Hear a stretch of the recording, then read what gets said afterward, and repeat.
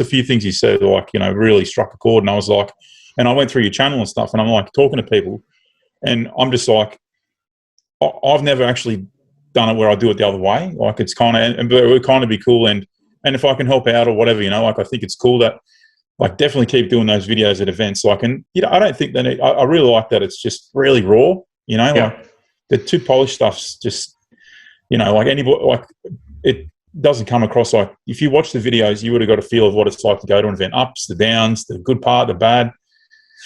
And then when you spoke about, other stuff as well about mental health and that, I was sort of, it was kind of cool. I kind of enjoyed it, kind of, because, fuck, man, it's never too far from anybody, I don't think, Welcome back to another Motormount podcast, the podcast where we talk to car guys about their successes, their failures, the ups and downs of life, looking after yourself, and, of course, the passion that we all share for cars.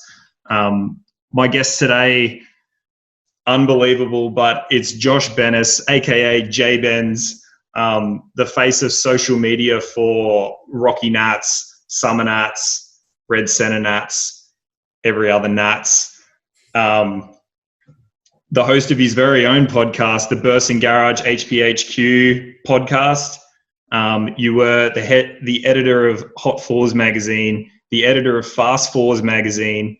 You've got a bachelor in communications, majoring in journalism, and an all-round top bloke. Jbens, thanks so much for joining me, bro. I really appreciate it. You're welcome, mate. I guess the only other thing I'd say is the HPHQ podcast is a thing that started out of just to clarify that one. It started out of COVID, I guess, in a sense. Andy, it's actually obviously owned by Summer Nats, the podcast. Yeah. So I do it along with Web. But Andy phoned me. He said, what are you doing? And I said, not much, obviously, because I can't go anywhere. It was about March 23 or something. He's like, we should do like a little audio thing or something, like some podcast stuff. And I said, yeah, with Owen Webb as well, because there's nobody. Owen Webb's like the godfather of, this whole automotive thing. He's just. Well, I'll go into that a bit too. He's just the best dude ever. But yeah, it's a Summer Nats based thing. So it's been growing. It was, at first it was it had started off as something sort of pretty small, and then we sort of just keep sort of growing it. And we just love talking to people, and I just love talking. The amount of different people we've spoken to is unbelievable, and we've connected, and people have come up at different shows and stuff and be like, man, I really like just that one episode where it connected to me. And yeah. So they're quite like a long format thing, eh? Like, I think I saw one that was like an hour and a half or something. So some of them were about an hour, and some of them have been 2 hours. We did a burnout one once. We had about 10 people on, and it was just, mate, it was just absolute chaos. And it just went for about 2.5 hours, I think. And some of the banter in there is just, absolutely crazy. Sometimes the best bloody banter on there, though, is in the green room, like, call it whatever, when we used to do them live. We don't necessarily do them live. They're sort of, they're pre-recorded now, because it's just a little bit hard to get everybody at the same time. Mm-hmm. So we do them, when we do them live, the green room banner, we'd be in there, like, even I was pinching myself. I'm in there, like Shannon Knowles in there, and Jake Myers and stuff, and all these guys are in there, and it's just, and everyone's just shooting the shit, shooting the breeze. Yeah. And I'm like, how cool is this? Even I'm like, this is bloody cool, but it's it's out of control. Man, take me back. Like, I want to know, I mean, where did it all start? Like, where did you you went to uni, right? And then, I'll tell you the whole deal. Raw as anything, right? So I'd collected car magazines from a kid, basically, like from when I could remember to ride my push bike down to like the Farmer Road shops, or where near my house wasn't actually near my house in Fig Tree, but it was probably the best newsagent. Used to go there and buy all these car mags. We're talking like late 90s, 98, 99. Used to buy Hot Fours, Fast Fours, Street Machine. They're all in my mum's attic. If it ever catches fire, that place will burn for about 5 years. I'm telling you. So I got a few here too, and then I sort of went through high school really liking cars. Like, I had a poster of Walkinshaw on my wall. That was like my favorite car. I had an issue of Performance Street Car magazine, if anybody remembers that old car mag. And I had the pull out of the Walkinshaw. We went on a family holiday when I was about 13 to Bali, and I made sure I packed that mag just so I could look at that Walkinshaw poster when I was like, in the middle of the magazine the whole time I was there, and carried it around with me everywhere. It was insanity, It's probably why I got too many VLs now. But anyway, we'll talk about that later. But and then left sort of was just really into cars, and my first car was a Gemini, and then because it was the cheapest sort of rear-wheel drive thing I could get, it was automatic. Then we converted it to manual, and then I thrashed that around everywhere. Driving in fields you probably shouldn't, and doing things, what you do when you're a young kid. And my other mates had a Datsun 1600, another one had a Gemini, and we'd always be farting around with cars and doing that sort of stuff. And then the uni dreams was a bit sort of later. I knew I wanted to become a car journo probably about 2002 was probably about when it really kicked in. I sort of went back and did my HSC because I left school early and did an apprenticeship in automotive painting.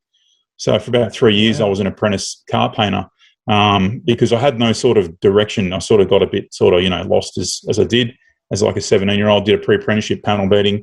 I think I got kicked out of the course because I was farting around and just making jokes and being a dickhead, which is not that surprising, really. So, and then I did for the rest of half of the year, I think it started in about July, I did the pre-apprenticeship painting, and I really liked the painting for the creative side, and I could see, the finished product from the car that looks shit. So when it's painted through that process of priming and when the colour's laid down, it's just like something else, like whether it's, I think people would get the same effect whether it's a 50 grand paint job or, a son and a dad and his daughter, or dad and a son, or mum and whatever, son or whatever, doing a car in the shed, acrylic, doesn't matter. It's just that feeling of that taking a piece of shit and making it look cool. I like that. But then I got into the trade. I worked at a place called Perry Brothers Smash Repairs in Wollongong for about 2 years, maybe 2.5. It wasn't really painting cars. It was priming and rubbing, and which is, what, credit to it. You got to do your hard yards and you got to listen to the boss. And I made a lot of good friends there that I still have now, but I decided to leave and pursue doing journalism. But as a young kid with, mind going 1,000 miles an hour, I didn't quite get the pre-apprenticeship, the pre-uni course to get in. Didn't qualify right and whatnot. So redid my HSC at TAFE in 2003 or something. Didn't listen the whole year. I think I got minus 30, and I'm not stupid, but I'm sort of in the middle, I'm pretty smart, but I'm pretty stupid at the same time, if that makes sense. A bit of a smart ass too, but anyway, did that, didn't get through that because I was basically spent the whole time just farting around and driving around with mates, doing laps here, there, whatever, and, drinking beers and all sorts of stuff. I was 19, so the 2004 come around, I really wanted to get back to uni and stuff, and I picked up a job, worked for Wayne Gardner for a little while. He used to race motorbikes, obviously had a warehouse job there with him, and it sort of gave me a good grounding to sort of get back to what I wanted to do through uni. And then I finally got to uni in 2006, so there was quite a build-up. So I finally got in there then. And then I got in. How old were you when you started uni? 22. Okay. So I was quite old. So I was about 3 or 4 years older than everybody else that was there. Yep. Surprise, surprise, I still farted around there and pretty much just got passes the whole time. Like really never applied myself, probably like I should have. But got through that, most of that, and then did a year overseas in 2008, went to England. That was really eye-opening. I think that was the part where it really, my life sort of changed. I'd grown up in Wollongong, and it basically became like if you went to Sydney or you went in, everything felt big. Because Wollongong in, the early 2000s might as well have been, it wasn't as sort of happening as it sort of is now, I guess. Yeah. Other people might say otherwise, but it just sort of felt really small town then. It still might feel like that for some people, but anyway, went there and came back.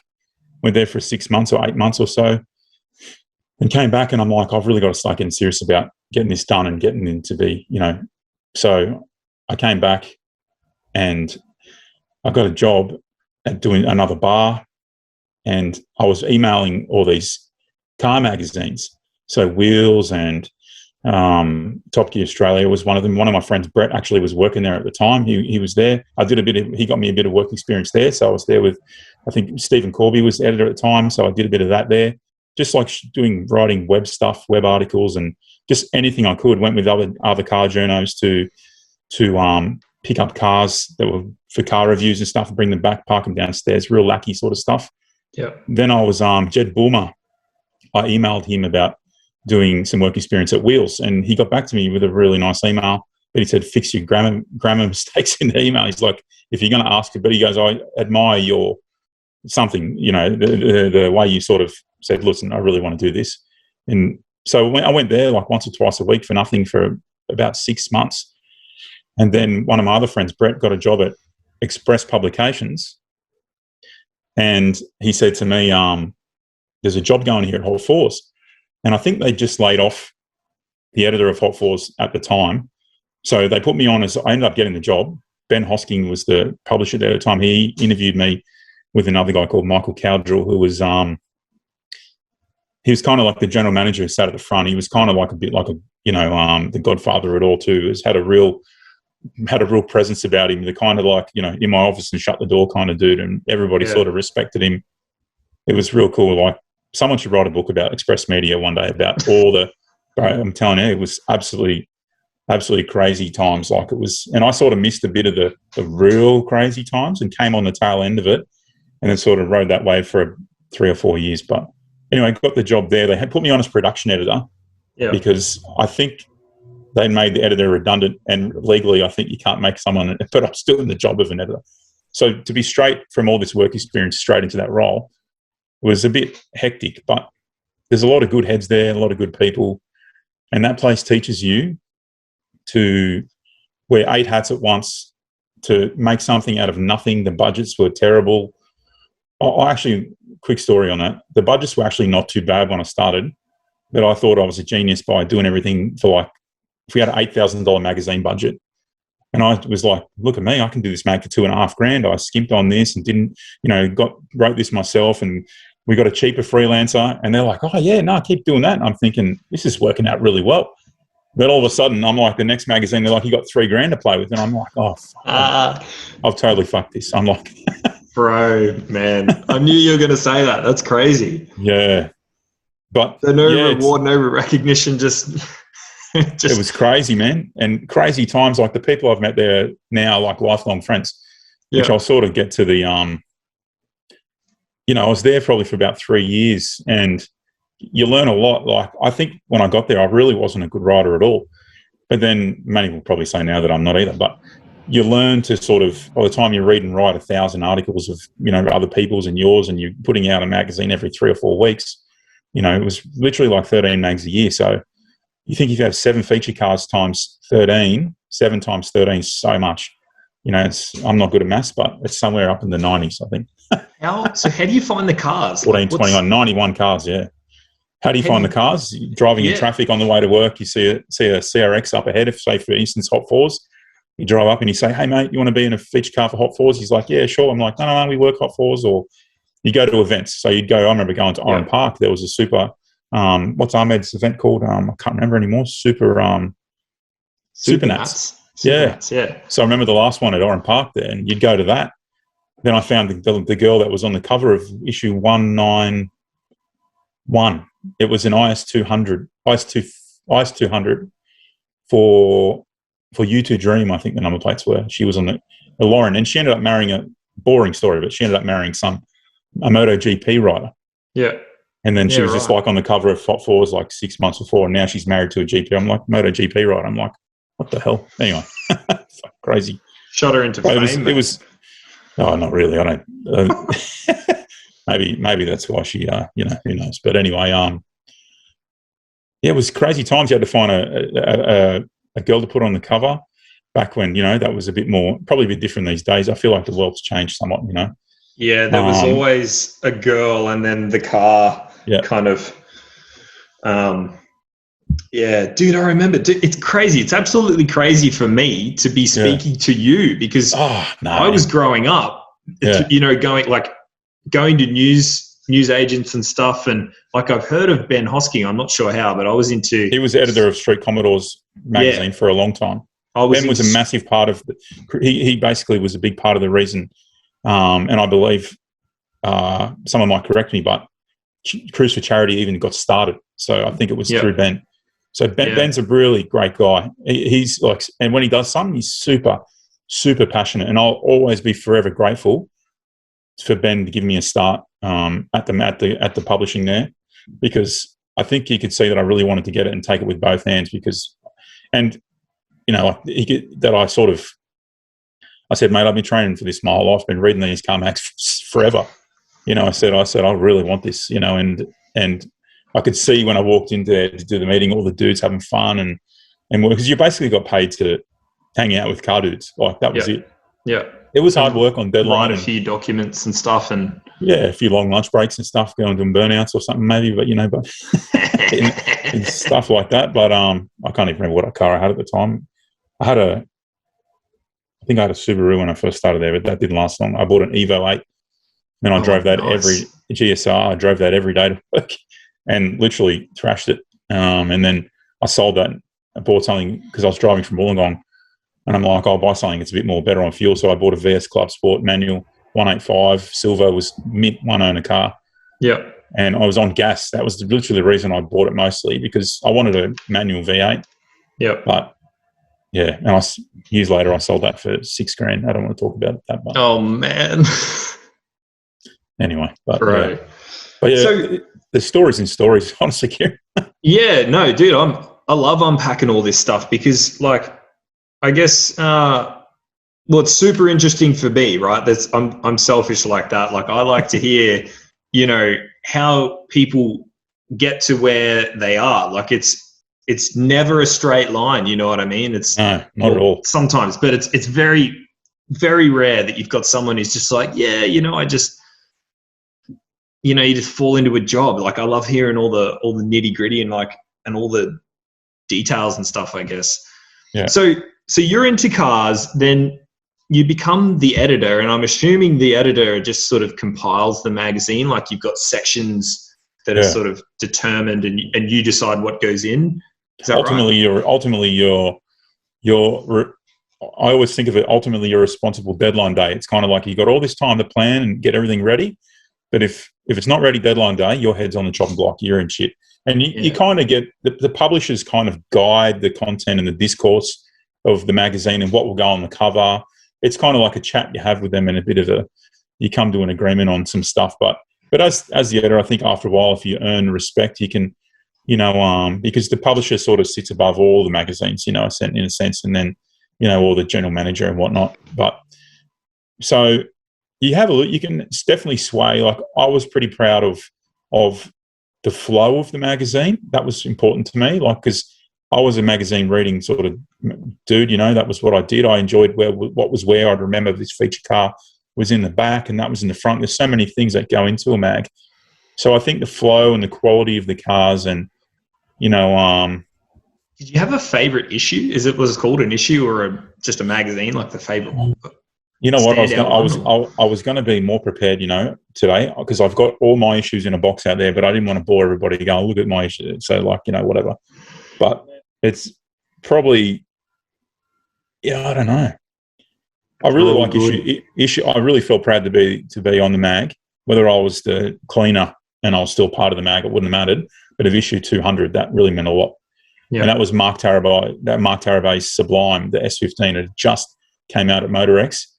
And we'd made peace with AutoSalon because AutoSalon had come back at Hot Fours. Over the years, there was a bit of beef there between who would cover what. And if Hot Fours was spotted at an AutoSalon show and then put it in their mag for publicity, it was kind of like, not really wanted at the show. So there was a bit of beef there. But they approached us in 2010 and said, hey, we're bringing these shows back for 2010. We really want to do something cool. We want to do it with you guys. We want you guys to put it all through the magazine, because at this stage, AutoSalon magazine had closed down. So we did all that, and that was a really great relationship. And I made a lot of friends doing that. That I still, to this day, I've worked with that Summer Nats this year at Rocky Nats. So people that to put a little info blurb up in the middle of this conversation is the person you meet that's literally 10 years ago. People always used to say could be your boss in 10 years. Literally, that is so true. Yeah. Or could be your work buddy. So it's such a a true fact. You always got to just carry yourself well in these kinds of situations, because you never know who you're gonna work. You're gonna work with these people potentially forever in different ways. 100%, I agree. And how much easier? I don't know. What are your thoughts? Like, how much easier is it to do that when you're like so like enveloped by the whole thing? Like, you love cars and you love, I don't know, like content, I guess, creation and covering events and cool stuff shit, like man. that. That's it, really. And cool the people shit you meet, like, that's how I was when I met you in the friggin' pub. I was just like, man, like, and we just talked, and it's like, you're naturally putting your best foot forward. Yeah, well, I think that's the best way to be. I think if I was rude to someone back in 2010 through that whole thing, it will reflect on me now, because some of these people are important people in the company that I'm working for now. So it's kind of like, yeah, that's just like a bit of an info. Old man, I'm 37 now, so it's kind of like an old man bit of advice. So what are you doing now? Like, you run, just tell us what you're doing, because you're everywhere, man. I work for myself, basically. I have a media company where I have a bunch of clients, and I help them with a lot of media. I do shoot a lot of video. I should do a lot of social media management. I help with the relationships in terms of them with finding other people to promote their products. I just shot photos the other week for directors at a bowling club. That's a bit of a love job, but basically, I probably should jump back a step and go to the because I've probably, typical me, jumped from bit to bit to bit. But after Express, I sort of went to, so the whole Express thing, I'll just touch on that. The auto salon thing, we made friends in that probably, but issue 200 was my favorite issue, definitely, probably. Yeah. But then the auto salon thing went on, and then I moved after Express 2012, I think it was, I wanted something a bit more hardcore, like PR. I felt that's where I wanted to go. So I went to a place called the Project Group, and they were really great to work for. They had Toyota. I worked on the LFA. So the journalists, the document, the book that the journalists got when the LFA first came out, I helped work on that. Subbed all the art stuff, wrote a lot of the pieces on the interior and stuff for that. So when you go to a car launch, you get this big document. You used to anyway. Now you probably get it on a USB, but I worked on that there. But then I only was there for maybe about 7 months, something like that, because I had this passion to start something else, and I really wasn't. I don't know if that whole North Sydney vibe, like working in an office, was for me. Like, I actually could do it. I think I could do it now that I've scratched a lot of those itches, if that makes sense. Yeah. And I've often thought about doing that sort of stuff again, but I probably needed to spread my wings a bit more back then. So I left and started co-founded Performance Drive with a friend of mine, Brett. We did that for a lot of years. A lot of details about that, and he is the driving force behind that. That it's now got 140,000 something subs on YouTube, and it's owned by First Mac. I think now we sold it in 2015, but what he put in compared to what I put in is not even in comparison. Like, he was really, he's turned that thing into such a independent, what it was back then, independent publication. I guess you could call it actually independent now, because First Mac is Australia's apparently largest independent lender owned by one person. So that's kind of cool. But that Performance Drive thing, moving from that, we scratched that itch of trying to do good car journalism, and we started up this idea of making a YouTube channel with videos with no talking. It was just like 0 to 100s and panning shots of cars, because we'd really grown up, me and him. We met in high school. We've been friends like forever, and we grew up. Everyone would go out and get drunk or whatever, and we'd stay back and watch Best Motoring DVDs. Yeah. That was like our thing to do. So that was pretty cool. So we wanted to kind of replicate a bit of that.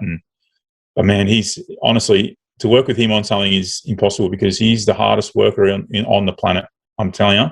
Yeah. And he's just such a hard worker, and I've taken a lot of inspiration from him in life. But he outworked me 10 to 1, and he's such a that it's still going now. And he puts a video up and it's like 20, 30, 40,000 views, bang, straight away.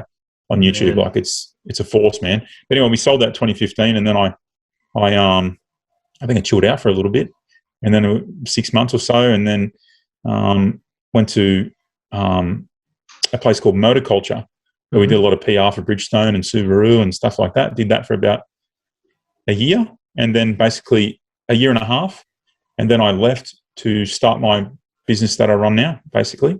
And it's been 4 years. In the first year, you don't really make anything like any money at all, really. It's very hard and stressful. I probably put on 10 kilos just from sitting around working from home and stressing, and whatever else. But yeah, and then it all comes to play, and then everything comes to sort of where it is now, which is a pretty good place. I guess, what do you want me to touch on the I feel like the Summer Nats thing's the next way to sort of. Yeah, man. Yeah, that's like, I mean, you've got the friggin' logins, right? You get your phone and you're like, yeah, I do, yeah. But that comes with a lot of responsibility, like. Absolutely, yeah. It's amazing. Yeah, it's friggin' Summer Nats, like. Yeah, it is. I've been going to Summer Nats. I think my first Summer Nats was when I was 15, because I was counting the days down to when I was 16, because January 5th is my birthday, so it's always on Summer Nats, during Summer Nats, or just before. Yeah. So it's always been and I remember I turned 16. All I wanted to do was leave Summer Nats and go and get my L's, but it was a Sunday, so we couldn't do that.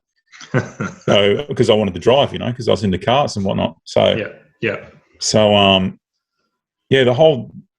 have been going to Summer Nats. I probably went every 3 years, I reckon, after that. So pardon me, probably from 99, then I'd go 3 years, sometimes 2 years in a row. I think the biggest gap I've had is about 4 years. Yeah. But we'd always stay there, and immerse ourselves in the whole event. And I always wanted to be an entrant. And that was my thing. Every time you go as a spectator, people always say, I'm coming back as an entrant. Yeah. You're like, because you can only do the spectator thing so long without getting the itch to want to be an entrant. Everybody will admit that. Even though some people will go their whole lifetime as a spectator, they definitely couldn't say that they haven't got that itch to want to drive around with their mates, and you see the fun that people have in that one little closed environment, it just becomes something else. It becomes something literally magical. Yeah, I don't know how else to put it. Yeah, it's like heaven. You just awesome, get to honestly. do what you want, man. It's awesome. There's no other way to put it. Yeah.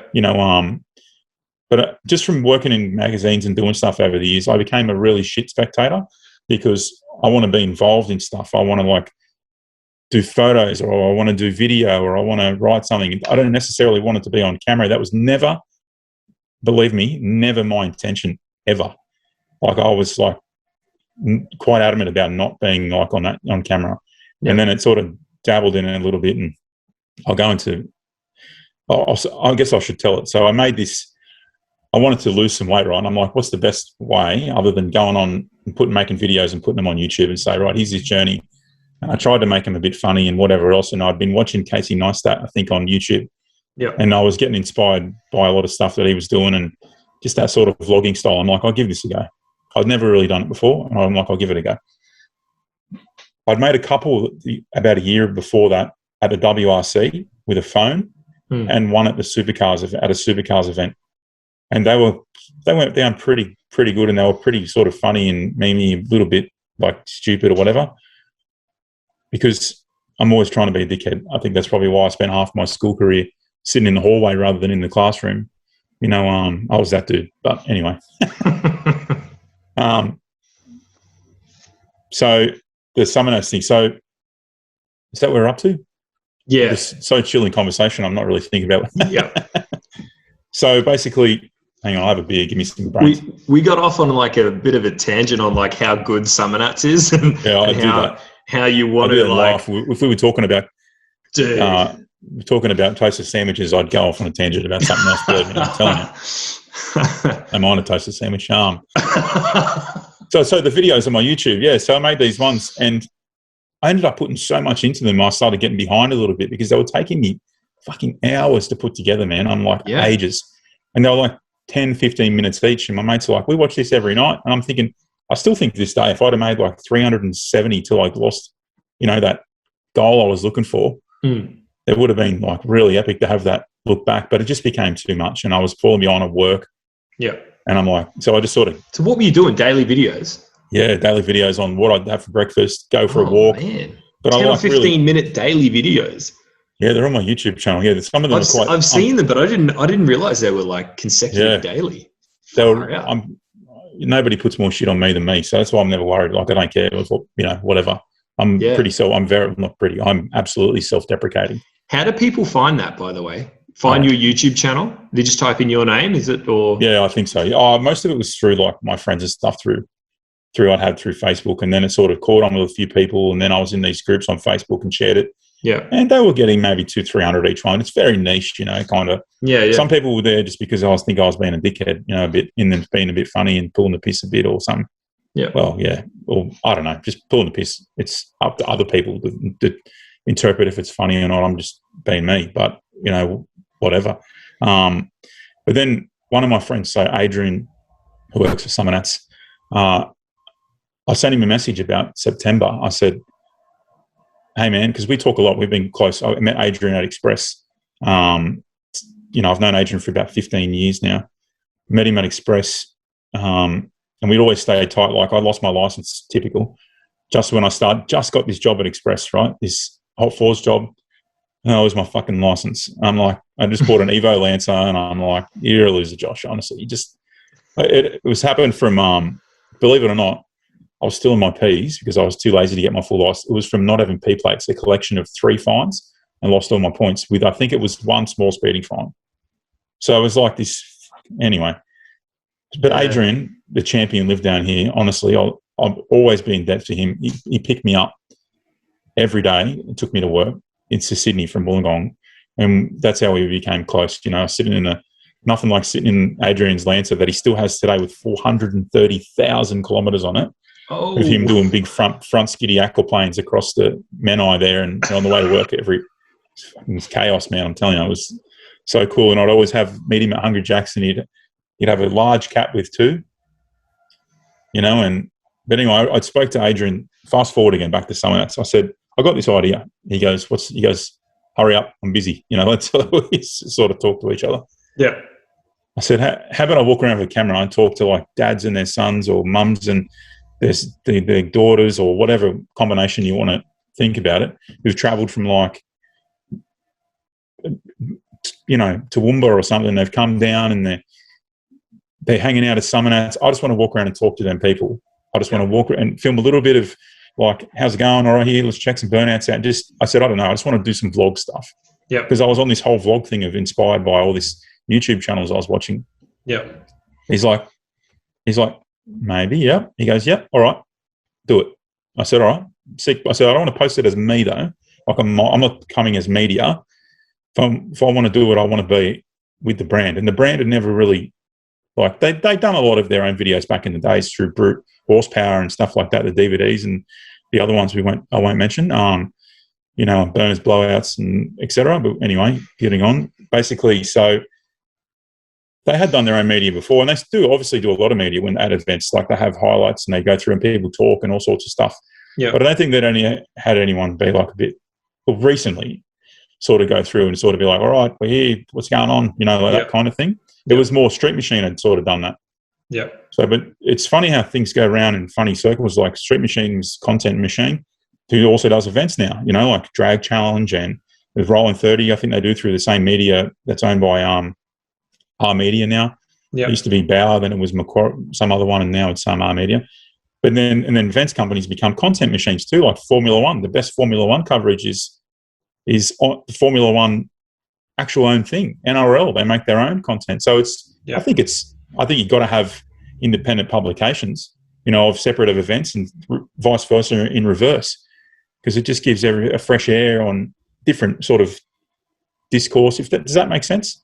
You know what I mean? Totally, man. Yeah. Yeah. So it's cool for Street Machine to. They're like they were doing it for years and do it forever, and they're still the massive part of all that. But it's cool that the brand, its own brand, does a little bit of its own stuff too. Like Formula One does it they run events. Still an events company, I guess you could sort of think in a sense. Just I guess. Anyway, so I did that. Drove down. Literally remember the drive down. It was a long drive. I'm thinking, don't fuck this up, Josh. I just bought a new camera and a few things, and I'm like, right, And because I wanted, this is how efficient I was back then. And I'm like, because I want to look I want to look the same in all these videos every day, overthinking it, right? I bought 4 pairs of the same pairs of pants, 4 shirts, and 4 other shirts. Everything I wore, 4 hats, everything, right? No way. Yeah, so I could just get dressed every day and look the same for the videos. So you were like consistently, so it was like a brand. But I'm overthinking it, right? What an idiot. Man. So just thinking like that. I probably dressed no flannels back then, right? Yeah. So what an idiot, honestly. And then walked around, did the Thursday. I've never worked harder. Like all the events I'd say equally as hard, but the first one just felt like really like they were like 16-hour, 17-hour, 18-hour days. Yep. So big. Up at 6, I'd be going to bed at 2. And so I remember editing the video.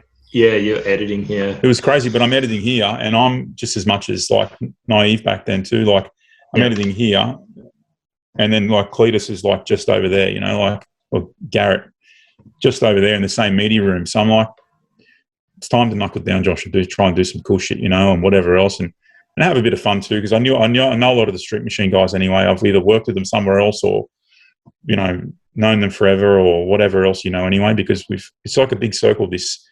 The automotive media content game, you know, you always work with someone else later on. So I did the first day, and I remember doing the upload, and we watched the video, and I was not sure how it was going to come together, but I kind of knew it would be cool because I think I watch a lot of content, and I just wanted to make something that I felt was like really. There has to be with me.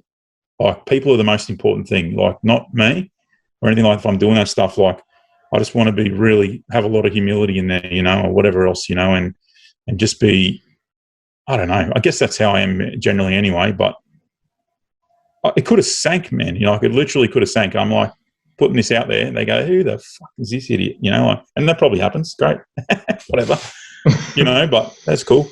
We put them out there and they went really well. I think we had, almost like 700,000 spins on all the videos on YouTube and Facebook combined, and the reach was in the millions. It was really good, and it was just like, how cool is this to do something a bit different and touch base with people?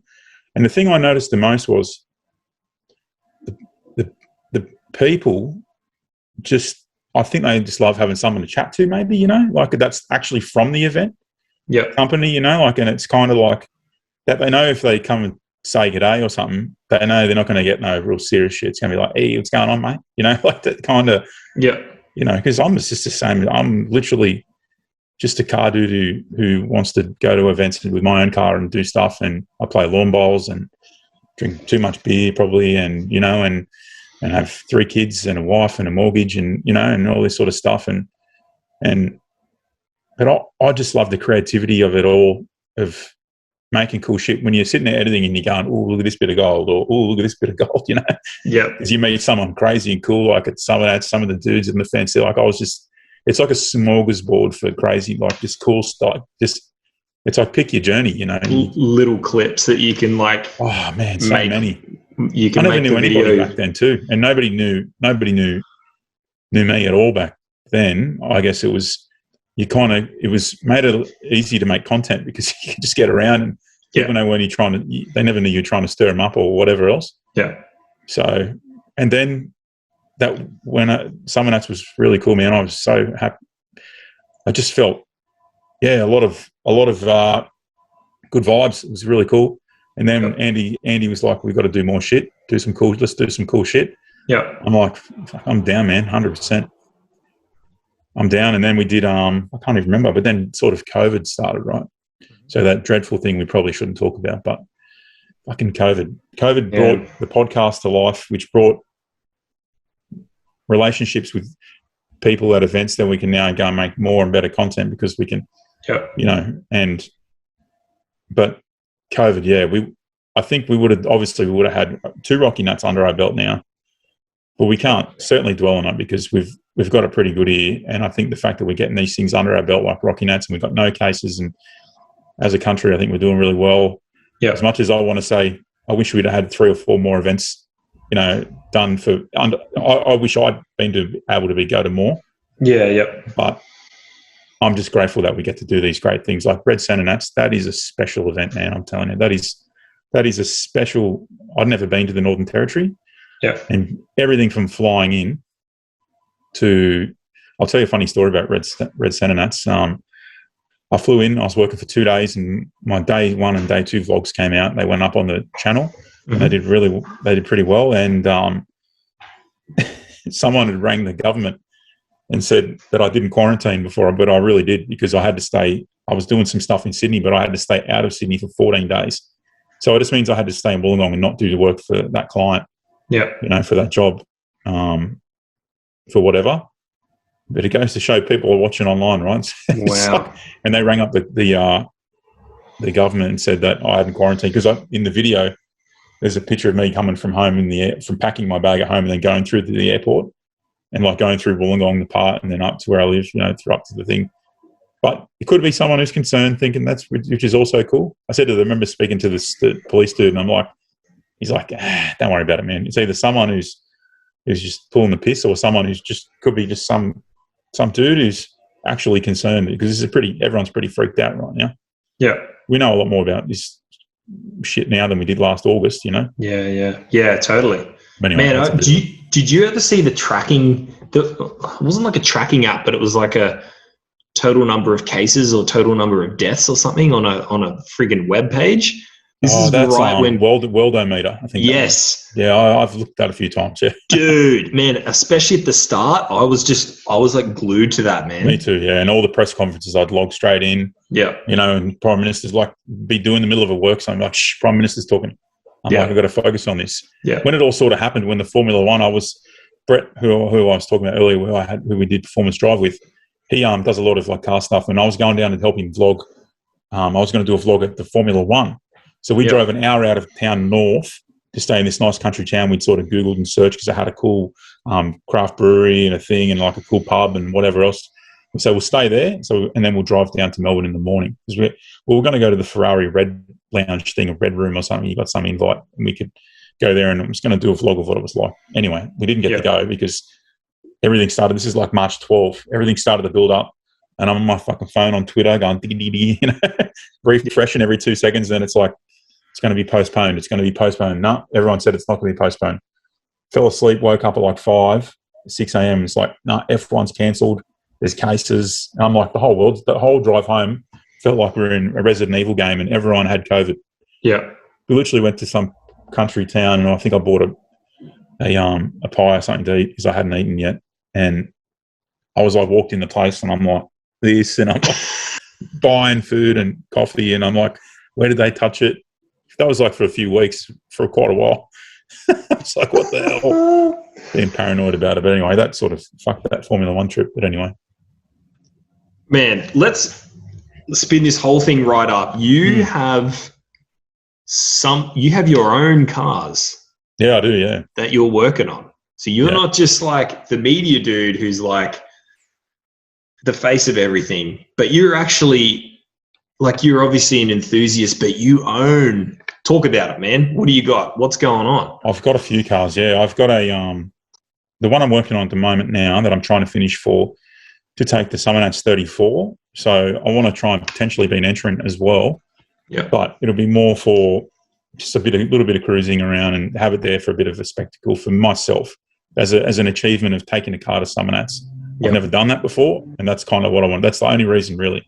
Yep. It's a VL Commodore 87 January built, factory 5 litre, morning blue. I bought the car off my mate 10 years ago, and if he ever listens to this, I'm sorry, Nick, because he said it was $500 and I offered him $400. What sort of scumbag mate bargains there, mate, when it's already $500? And that's like, they were worth nothing back then. They were literally shit boxes. Probably still are shit boxes, like they're just old Commodores. Like they're not, you've got one. Like they're not like that special. They're just literally, some of them are good and some of them are bad, but it's more about it's the nostalgia owning one, isn't it? And it really is the cool factor. That's it. Some people say Commodore's cool, vomit, but I've always loved Commodores or whatever. So I've got one of those. I'm doing that up at the moment. The painter just finished the engine bay and he's just started blocking the whole car. So that's going all morning blue. The car was on a rotisserie. So I sent the car to Friends Restorations in Ferry Meadow. I was there for about Friends Restorations in Ferry Meadow. I was there for about quite a while, about 3 months or so. They're just sort of taking their time. I said, Steve, no rush. Steve, I've known Steve since I was apprentice painter at the paint shop 20 years ago. And then I remember when his son that works there now, he was like Drew Friend, who's right into the burnout scene. Yep. Long story short, Steve did fix all the car. Now we had it on rotisserie, sandblasted the whole car in and out, wrapped her underneath. And I'm actually been doing a video series on the car. Yeah. Not trying to plug anything, by the way. Just literally. Plug away. Like, the people who are listening to this are gonna want to know about it, right? They're not just like, yeah. They might turn off, mate. They might not even turn on when this thing comes on. Who knows? But I did a video of my dad basically in the carport here at my house, pulling the car apart from when it was in the shed. And when it was a sort of half worked on car, bought it as a half done project. Yeah. But I had to strip the whole car back because I wanted it like nut and bolt, And I feel like the nut and bolt restos a lot of the time aren't about paint and body. Is always going to be. It's not cheap to get done because it's a really experienced trade, and you got to pay tradesmen, the money they deserve to get the car right. But I feel like a lot of the little things that make a car nice is like getting all the little clips and the bolts and stuff zinc coated, and all that kind of stuff. Just taking your time with that. Yep. Getting powder coated, and that's not all crazy expensive. Just take your time, etc. And a lot of this advice I've got along the way, through Steve being one of them about zinc coating this, and the car's sort of gone from just being a clean streeter to kind of just going up a little bit level to be a really clean street car. So, I mean, again, I'm always thinking that whether it's clean or not, it's going to be up for interpretation of everyone else. It's not for me to judge. Yeah. So it's just my shit box to do a few skids in and do a fence. It's not a burnout car. Like, if I was going to build a burnout car, I wouldn't be doing like, all mint Raptor and all this and that, and doing the engine bay and like really nice and things like that. So, but I've got that car. That's going 355, solid cam, shortened diff slightly. Not sure on trim yet. It'll have high-rise single plane manifold, and I'm been talking to one of my mates, Dale, and he's telling me to go injected, and not go carby and stuff, but I don't know yet. So we'll decide that later on. Dude, it sounds awesome. Like, that's an awesome project. I really like that you're taking the time too. Like, it's going back to factory too. So everything's factory color. I got all the factory badges. It's an executive, so it's no blackouts. It's all blue. Yeah. Everything's got to be sort of to spec. I really love sheet metal engine bays. Like, I really love them. But in this particular car, if I was building another VL for a different purpose, I'd probably maybe do that. But this car welded up, I think, like one hole. That was like there from one of those shitbox. Remember those anti-bonnet pull security devices, so you couldn't pull the bonnet? It was like a lock. It was like a round key under the dash. Oh, yeah. I had one of those with screw holes all through it, and there's like fucking one there on the tower and one. I'm like, yuck. So we welded them up, but any other hole it's there, just have them wash a bottle, batteries in the engine bay. Yep. Everything, aircon's going in, all new and all that. So the car's going to be totally functional. Man, just sort of like it came from the thing, but all new and pretty neat. So, but I'll follow behind you once someone that's mate on a skid row or something. No problem at all. I won't enter in the burnout comp. If I was going to do that, I'd build a burnout car, which I might one day. I don't know, because I've got a black 2000, which was another one of my cars in high school that I really wanted to own. There was the VS Club Sport in silver manual. I owned that already, sold it because I'm an idiot. And then there was a VT SS Series 2 6-speed manual Phantom Mica. One came up for sale when I was at work in 2015. We just sold off Performance Drive, and I'm like, I'm going to buy my forever car. Like, it was really cheap. I think I paid $5,000 for this car. Yep. And it had like 155,000 Ks. And an old dude owned it from Tweed Heads. He was about 70. He just upgraded to, I think it was a brand new Camry or something. Not the Camry. What's the one above that again? The Orion? Orion, yes. So it was an Orion Sportivo thing. Yep. But he goes, I don't like it. My wife wanted it, but I don't like stupid thing. It's got electric steering and all this crap. He goes, man, I don't want it. He goes, I own a trucking company and I use this SS. to drive down to Newcastle and between here and back. That was it. So if I drove the truck down, I could drive the SS back. Then I'd drive a truck down, then I'd drive back, and then I'd drive the SS, and it'd stay there for like, so this car was like so cool. Yeah. Anyway, I had that for about 3 years, and then one day it was pissing down rain here at home. It's really meant I used the car as a daily for quite a while, then I stopped using it as a daily. So I'm like, I've got to care for this thing because, you know, most people it's just a Commodore shitbox, but it was the car I wanted in high school, black, manual, mint, you know, factory wheels. You know, my wife took it to go to work because her car had a flat tire. I'm like, all right, I'll come in, I'll swap it. Yeah. And she spun, it was raining, and she spun out in the wet and it backed up into a tree. The only thing I care about is that the kids are in the car and the kids are fine. Yeah. She's fine. Everybody was fine, but the car's pretty bad. Yeah. Because it had the tow bar in the back and the spare wheel was in there.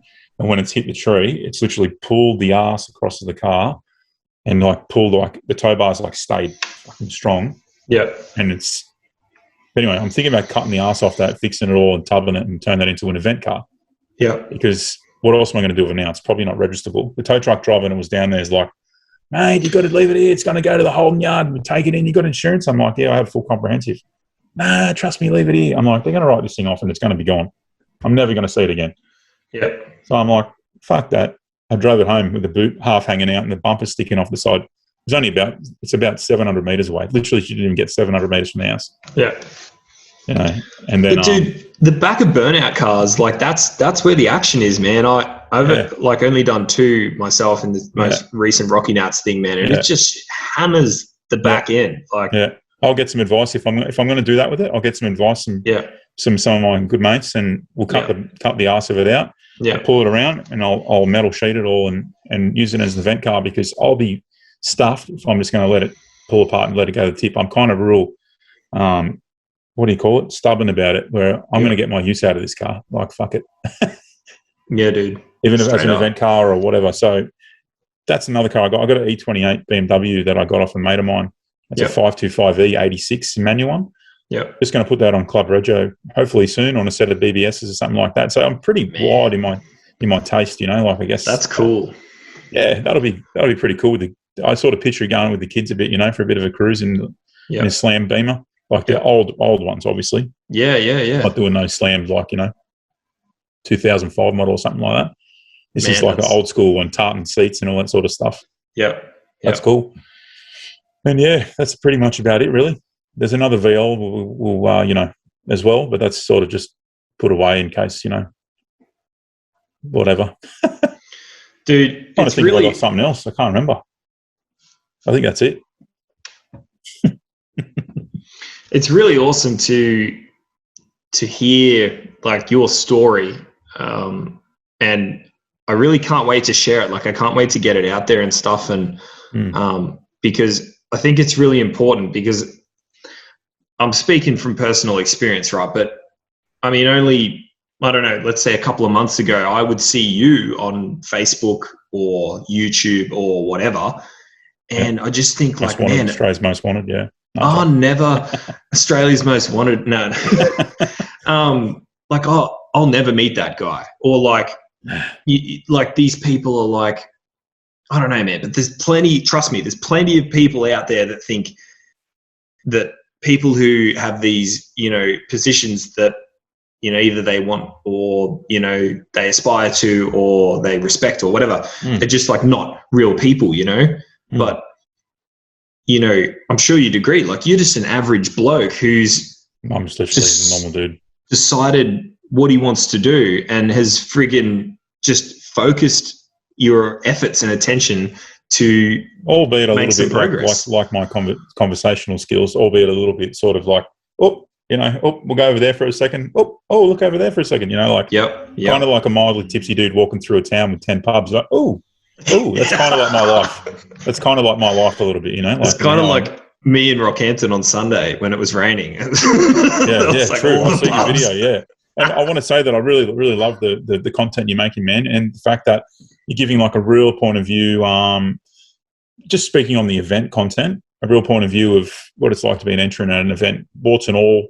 You know, I think that gives people will no doubt appreciate that, because And because I've seen they're getting, quite a few thousand views. So people want to know what it's like, and people use that where they want to go next year, or they just, they were at the event too, and they relive in their fun that they had through watching yours, because they're like, yeah, I had a similar story, at that event. So same sort of thing. So keep that up, man. Honestly, keep doing events and stuff, because, we got to, as a community, the more we show what we do and how cool it is, the better off we all will be. Car people get a bit of a bad rap sometimes, and good raps too, but but man, there's so much behind every car. People go, there's just so much, the story of camaraderie and friendship and community, and that's what's blown me out the most. Like, I was just talking to one of my friends tonight on the phone about the scene and stuff, and I won't mention their name or whatever, but I'm just like, man, 2 years ago I never knew of the friendship and community that's actually in this, and I'm specifically talking about the burnout scene. Yeah. And he's a really, hardcore competitor in that, and he's like, yeah, man, he's like, this guy's a legend, and like, just everybody, if someone like Kev Davis, his fuel tank. Yes, dude, I was just about to say that. And then everyone bands together. He puts one little post up, bang, everyone helps. And Kev's awesome dude, and everybody bands together and helps. And I saw a photo of him, and he was like carrying a friggin' fuel cell across the paddock to go put it in another car. Yeah. And people on the outside might see that community that we're a part of, look at it and go, just all bloody crazy dudes with no respect and probably, and whatever else. But it's the complete opposite. Honestly, it's the complete opposite. And I just love it, man. Honestly, I feel privileged to be a part of it every day. Honestly, to be the cool people you meet and the things you can do, and it never skips me for a moment, man. Believe me, that I take it for granted ever. Even as if I was just an entrant, or whatever, which I will be at some stage, no doubt, in something somehow, because I got to do a burnout at some point, right? Just got to scout and smash some tires off, something to do, mix it up. Absolutely. Yeah, dude, I cannot recommend it highly enough. Just by the way, it's friggin' out of control. Tell us about. Do you tell? No. It's all on the video, man. But it dead set at the start. You're very, very. Was it what you expected? I was very, very nervous. Was it did you feel how you expected? I was worried about the car because the car didn't feel how I expected, and the burnout. Just like when you're in it, you think you're not doing a good job. And then you watch the video, the playback, because your head's just all I was worried about was not hitting the wall. Yeah. That's all I was, and just trying to steer and maybe try and do a loop or something. And then the tires are off, and next thing you know, you're out of the car and you're like, oh my God, like it's just, you can't describe it, man. You can't describe the feeling that you get, especially from that first one. And I think it will be like the first one from every event. Yeah. Just unbelievable. Absolutely unbelievable. Yeah, man. I'm looking forward to it myself, that's for sure. Man, I mean, I can't wait to see. Hopefully I'll be there. Hopefully. I don't know. It depends where you do it. Well, who knows? Oh, I don't know. It could be anywhere. It could be something. I don't even know. I don't know. I got to, it won't be, the burnout combo stuff won't be in my VL. That's more of like a really cruiser. I'll, take around and whatever else. But the other car I probably will. I'm inspired by Hayden's nut out. So if I'm going to do that car, it needs to be. I was talking to a mate who owns that Anxious VK. So Kevy owns, talking to him, and he's like telling me the combo to do. So I was talking, I'm like, fuck, what about this? He's like, trust me, this is the blower. This is the thing. Don't go crazy. Everyone, this. And I'm like, don't go that one, do this. And I'm like, that sounds mad. I'm like, whatever. I'll do that after this other car's built.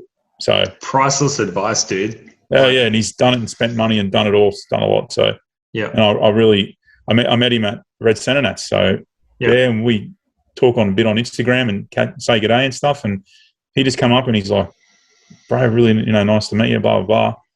And then when I find it like that, it means a lot, like, so then I'll like, same as I talk back to you, like the same. And I think I think you got to feel privileged to meet all these people and stuff. And they obviously find interest in what you're doing personally, you know, like with the stuff, and then they ask other questions. And I personally like to invest back because it just feels right. Because why would someone else take their 5 minutes out of the day to want to talk to you, and you don't give that back? I don't know.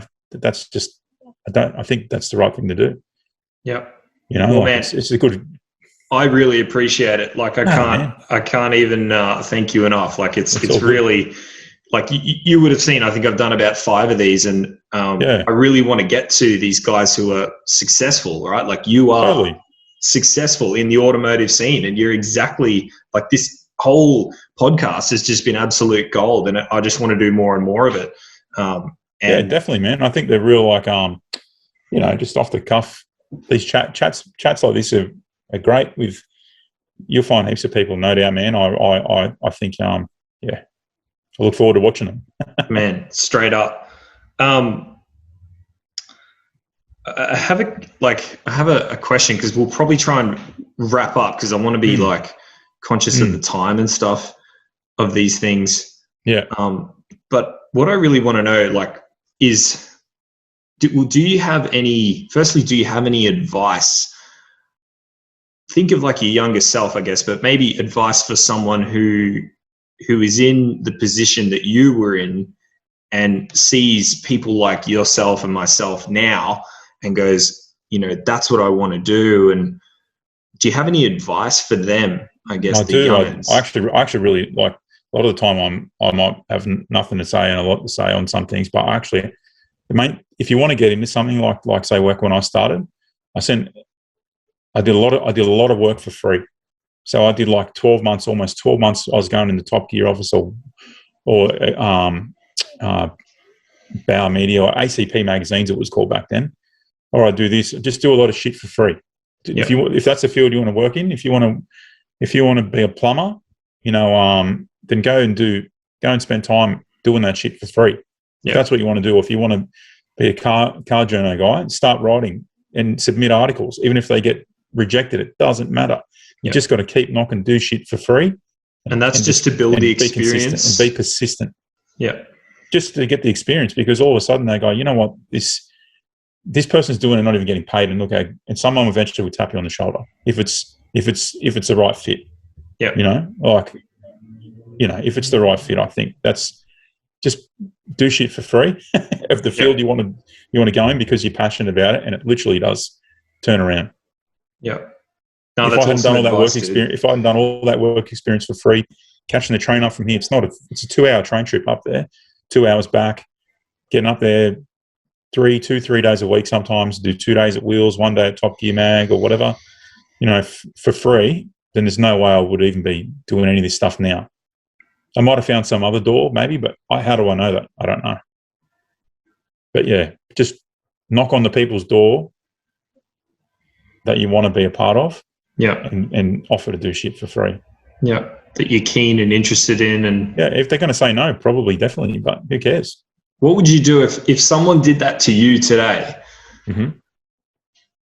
What would I do if someone did that today? Yeah. I'll say, you can definitely follow me around and we can do heaps of shit, and you can. And how much would they learn? They would learn so much.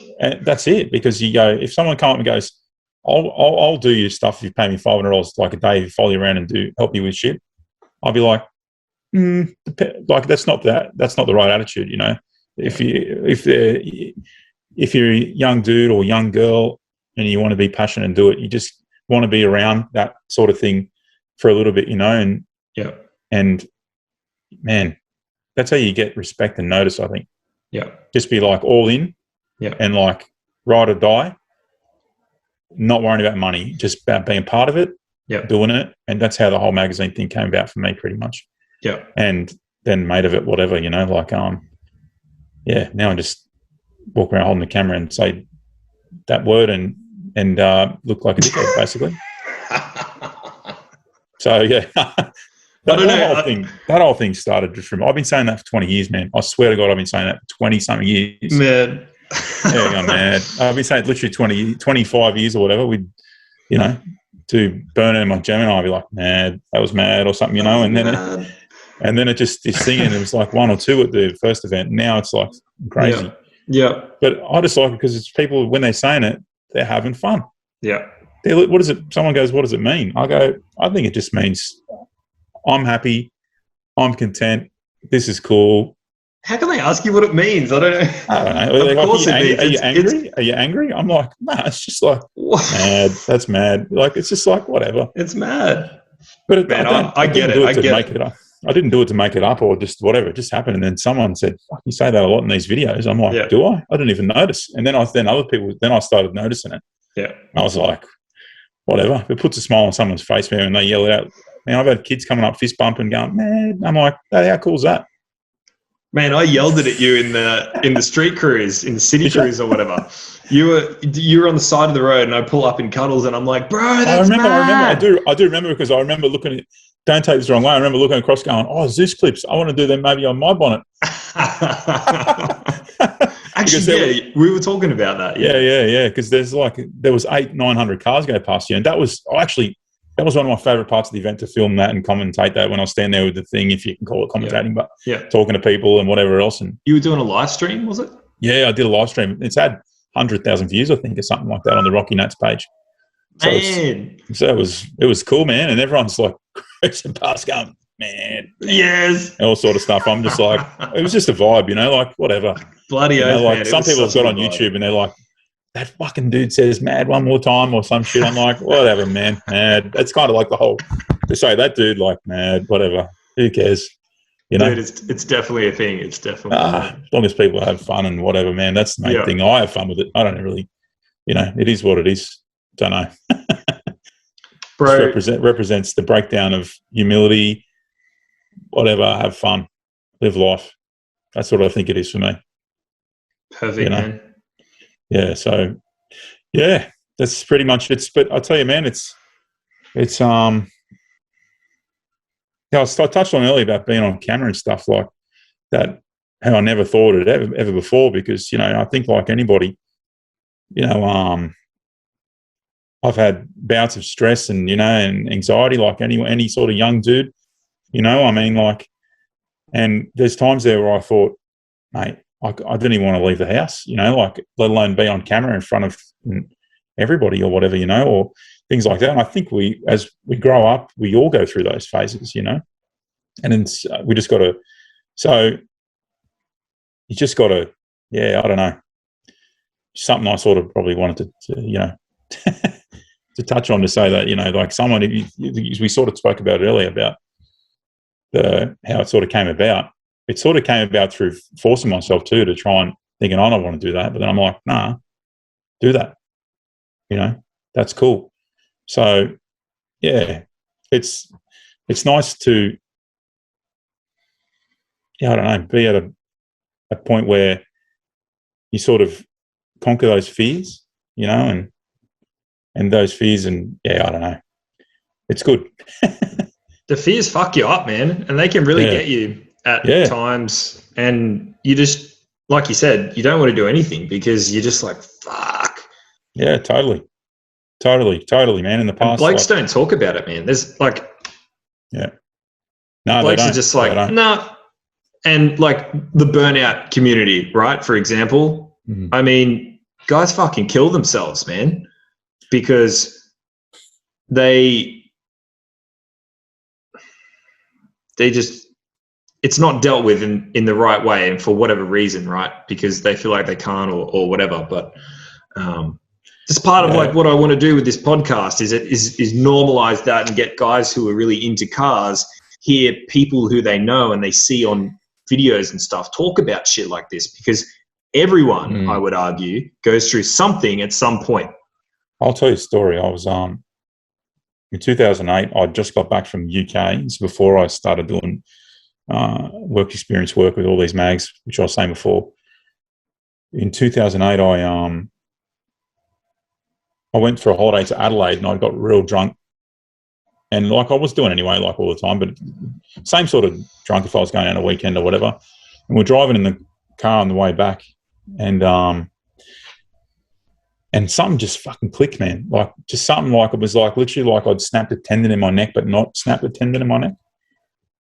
And I was like instantly I instantly felt not myself, like instantly, like not like 2 seconds. And I never had no health problems. I was actually like pretty healthy back then compared to fat ass like now. But yeah, and that I'm like, I got home and I stressed out like the whole drive home. We were only into the Hay Plain, so it's still like another 10 hours to go. And anyway,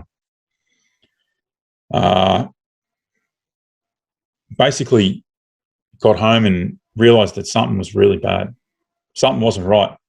And I probably wanted to talk about this today a bit too, because it's kind of like to a lot of people who probably might have a bit of stress themselves, you know, and realise that you can sort of, through friends and help and just persistence, you can find that blue sky, man. I'm telling you, like, sorry for the irony of saying blue sky, but they say to be down is to be blue. But and it took, man. And so through all that time, when I was going for work experience, I was like struggling hard, like really. I wouldn't say I was depressed as much as I was anxious about nothing, like really just about nothing for no reason whatsoever. It was like, and I didn't understand it. I was like trying to research, man. I was looking online. I'm like, what's this? What's happened to me here? And this is like 2008. So Google was shit back then probably. Yeah. And there was just a lot of stuff. And the more I read, the worse it got. The more people I saw helped, because I've had advice from a friend once that a trouble told is often a trouble halved, you know. That's why talking about stuff is, you might not feel good at the time, but it's like a day or two later, you go, that was like, and you kind of, then you drop off. So there's anxieties I carried around with me. The more I spoke, if I had 100 anxieties going in my head, 1 or 2 would drop off every time I do something about fixing it, you know? Yeah. And I don't think you ever end up with none, you know, once you've sort of gone through that, because I think it awakens maybe something. Maybe, I don't know, I'm not a professional, but, you know, 2008. And then it literally really stayed with me like a vibe till about, so it's kind of, it felt like it was there like till about 2012, honestly, 2011. Honestly, all through when I met my wife and everything in 2010, like that was like this constant little friend I had with me, you know, like this weird anxious feeling the whole time. Yeah. And it just like, wouldn't fucking go away. Uneasy. Yeah, just was nothing. Was it socially or anything? Or just even when you were by socially, yourself? When I was by myself too. I can't even, like, I've probably forgotten a lot about it these days through, you know, just through getting through it or whatever. But every now and then you'll have a few days, especially if I drink really heavily, like 3 or 4 days in a row. Yeah. I'll go, that little chestnut, eh? It's kind of like, yeah. So it's why it's really important to stay healthy, you know, as healthy as possible. Yeah, 100%. But going back to that, just this, I don't know what it is, man, this feeling, it just doesn't fuck off. It just like, go away. Yeah. And it will not go away. And you're like, this is going to ruin my chances of working in the magazines. I can't go to the magazines and work there now because I'm not going to be the same. I'm not the same anymore, so it's not going to work for me. And everything's changed. And no wonder it gets bad, because when you first get this, that's like a fucking tornado. Yeah. Honestly, and you cannot see for the life of 13 years later now that sure, I'll have like maybe a little bout of it every now and then, but I can like turn it off. Yeah. And I'm just being myself with my friends or doing this, or I'm in the moment. You feel totally out of the moment like that. That's how I felt. Completely out of the moment, man. And then then I had a bit of a stress out. That sort of went away. I felt myself, because I just come back from the UK, right? And I felt like peak in my game, really fit and healthy, having fun socially, had no stress, no worries, just living at home, you know. It felt like really, really good. So, and it just came fucking crashing down, man, like for no reason. Yeah. Literally, I don't know if it was from being on that high of being overseas, of being in somewhere else in a different place, and I'm certainly grateful for all the experience there and doing everything. It made the world feel small, whereas before I felt small and the world felt big. Yeah. Going overseas on my own, I highly recommend it. Just another little side bubble. Yeah. Highly recommend it, because you become your own sort of person. You really find out who you are. That's important, I think. But then everything came crashing down. Yeah. So, and that was a struggle to get through, man. I'm happy to admit, I saw like psychologists, psychiatrists, everything to try and figure out what was wrong, because I think I'm an inquisitive kind of person by nature. Mm. So I didn't for a long time. I was ended up sleeping on the lounge, man, because I was too scared to sleep in my bed, because I'm like, I didn't want to go to bed because that would be relaxing, and I'd be letting go of, if by doing that, I'd be letting go of not trying to figure out what was going on. I'd be going back to my old self. So I had to like stay in this constant anxious mode for like 9 months at mum's. Mum's like, would you sleep in the room? I'm like, yeah. And then I wouldn't. I was like 24. And I'm like, my whole life's fucked. I literally said, my whole life's fucked. I'm never going to be myself or be my same or get a job or live a normal life or get married or have kids or do anything that I want to do. My whole life's fucked. And do you know what? I look back now, what that was? It's literally just a thing that's not even a fucking thing. It's not a real, it's just a feeling and irrational thought. That's it. There's the only difference. I was actually a healthy male. Yeah. Unfortunately, there's no off button. You just got to write it out. And slowly, like I said, I felt like I talked about it. I seen someone, I did this, and I would lose a little bit of the baggage every time. Yeah. Right? I think once you pick up the bag, you probably never put the bag, you never not have the bag. You probably always have the bag. Once it sort of gets, whatever, you call it a suit, call it anything metaphorical, you know what I mean? Yeah. When you don't have it, you don't know you got it. Then when you get it, it hits like a ton of, for some people it might be gradual. For me, it was instant. I don't know why, whether it was a weird panic attack or something. I don't know. If I could just cut in here, because I want to give some value to the guys that are listening. If that sort of resonates with you or whatever, or maybe you know someone, or maybe you're going through all that stuff yourself, and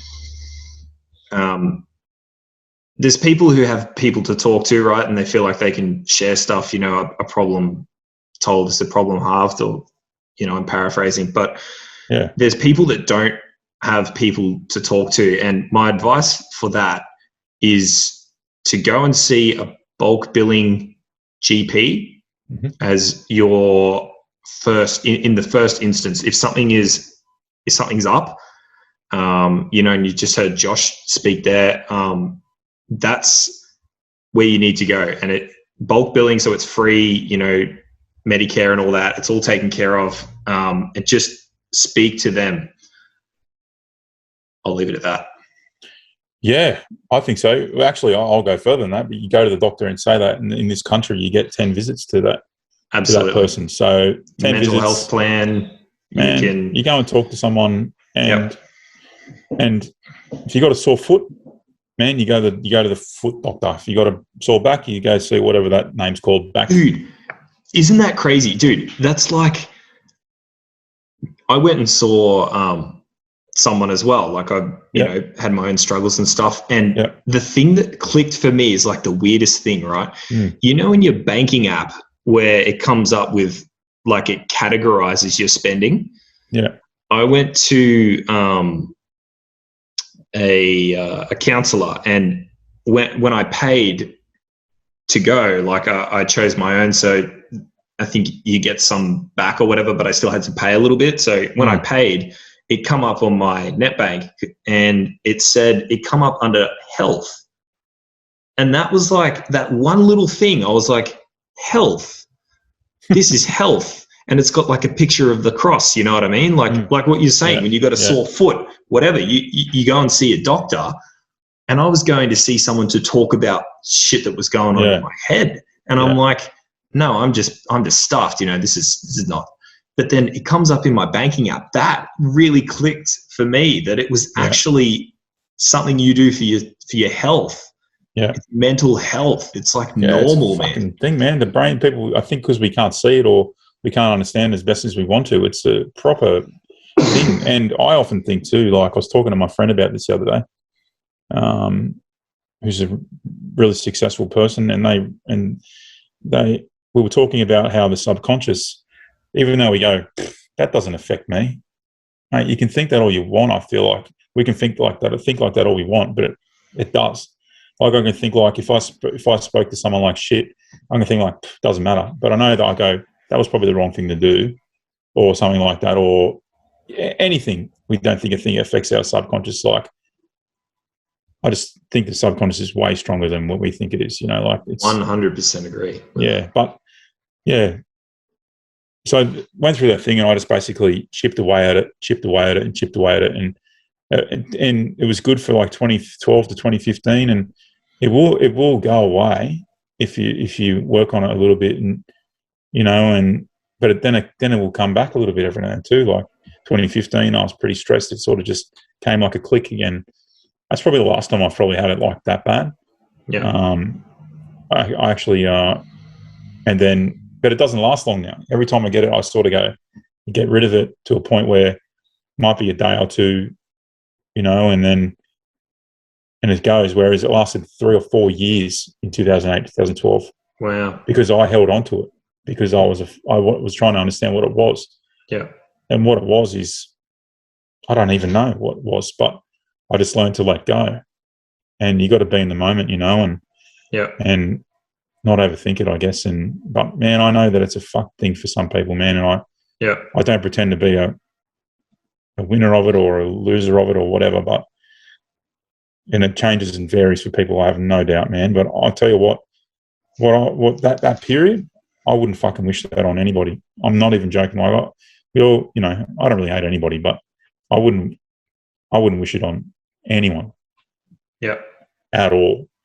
But yeah, writing it out and just little things, little things, And you know what? If sleeping on the lounge then made me feel better, then fuck it, sleep on the lounge. Yeah. Whatever, you just got to do it. You don't pretend, and if you don't want to go out with your mates and do this sort of stuff, then don't do it. Yeah. Also, though, I think you got to force yourself sometimes a little bit in those situations to go out, because while you might not like it, you get those benefits a few days later. Yeah. Because, all that, I don't think it's instant, because the whole time if you're feeling like in that shit spot and you go out, I'm probably going on a tangent here, but you're never going to feel good that night because you're already in that shit space. But a few days later, you went, you know what? That was fucking easy. That was all right. Fuck it. Yeah. I've probably never sworn more on a podcast than I have this one. So. I was at a funeral. I was at a funeral for a family member the other day. That wasn't the best, but what do you do? My one of my other family members, he dropped the F-bomb on the stand when he was doing his speech, and the what do you call the MC? I actually know him really well. I play lawn bowls with him. Not the he'll kill me if I said MC. It's what's it called? Was it in a church? No, it was just in a funeral place. Anyway, okay. Anyway, this point I'm saying is the F-bomb thing. My other family member dropped the F-bomb. He got up and he goes, I've been doing this job for 25 years and I've always wanted to say fuck in front of everyone. You've said it for me. So, and that just made everybody like chilled out vibe. And yeah, my uncle that we lost, he would have loved that. He taught me to swear, basically. So my uncle, so God bless him. Sorry to hear. Yeah, well, this is part of life, mate. That's it. 100%. But yeah, man, it's to you think it's all fucked, man, and it's still not perfect, but you think it's all fucked, you're never going to get anywhere with it. It's like feels so overwhelming. And then if you just chip at it, I don't know, somehow it figures itself out somehow. I don't know. Not an expert, but I can only talk about my own experience, That's right. And then even if it helps one person who listens to this, and you know what? Yeah. Like that's what you want, right? I mean, that's you're sharing because, partly it helps you, but mainly because it helps other people, And I found changing things up a little bit helped too, like as I was doing the same stuff. So changing things up inspired new ways for me to think about different things, which distracted me. Like I bought a house not far from a lawn bowls club. So I'd go down there after work for a few beers, but then a lawn bowls club, if anybody plays bowls, they'll know that everybody knows everybody. You make one mate, you make 100 mates. And then all of a sudden they're like, why don't you have a game of bowls? Why don't you do this? Now I play in Pennants and everything. I'm playing tomorrow morning. We're playing Jamboree. It's a suburb down here playing, and I'm playing the Sixers. I play second, and I love, like, lawn bowls is my thing. Like, I love lawn bowls. Dude, that's awesome. Like, I play twice a week, play all the club comps, don't do very well, but that's okay. Play penance, I do not too bad. Do my job. 2 bowls, 21 ends. I got, but meeting that and that like gave me this whole other section of my brain. Yeah. Like when I was probably still a bit, hungover from that fucking shitty part of those years. And I look back now and there's some of those to think. I might be going on another tangent here and probably boring the shit out of everyone, but to think that I met my wife, who's the most amazing person ever. Everybody probably thinks that about their wife, but she's the best, honestly. I started in these jobs that I'd always strive for as a kid, did them successfully. All the things that I wanted, like everybody wants to meet a nice girl or boy, if you're that way, or whatever, you know what I mean? Like a partner, a partner. And most people want to, a decent job, find a house, somewhere to live. I did all the things I ever wanted to achieve in that part when I felt the fucking worst. Yep. Because life's still going on, and it doesn't last forever. It goes, seemingly, hopefully. And so, I don't know. That's an interesting fact. I just figured out myself just then. Yeah. I didn't realize that until just then. Really. It is interesting that you built a life overcoming it, sort of. Well, when I was feeling the shittest, and everything is like the shittest for me could be losing my shoes. Shittest for someone else could be losing their house. It's all interpretive, like shittest for someone who's got no food, who lives in a place where it might be a third world country. I'm super grateful every day of whatever else, but to think that the best things to come that serve me now, like as the best things in my life, I sort of built up and did in that shit time, but I felt like I was a passenger the whole time. So, but we got through it, man. Dude, one thing I got to say is from talking to you, man, like you just ooze gratitude for a lot of different things.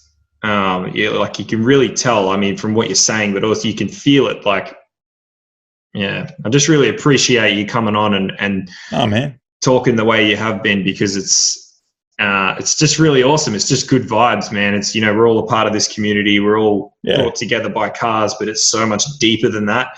And that's what I friggin' love about talking to guys like yourself. Yeah. It was just fantastic, and I can't thank you enough. No, man. Anytime, mate. Anytime at all. I look forward to seeing you around at events. I look forward to following your YouTube channel, mate.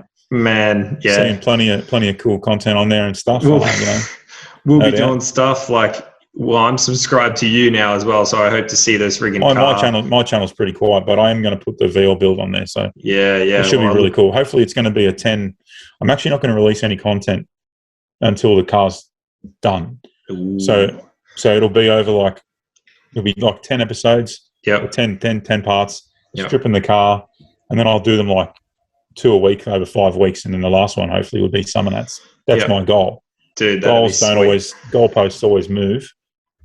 So because I feel like I don't want to do one here and then not do one for 2 months. Mm-hmm.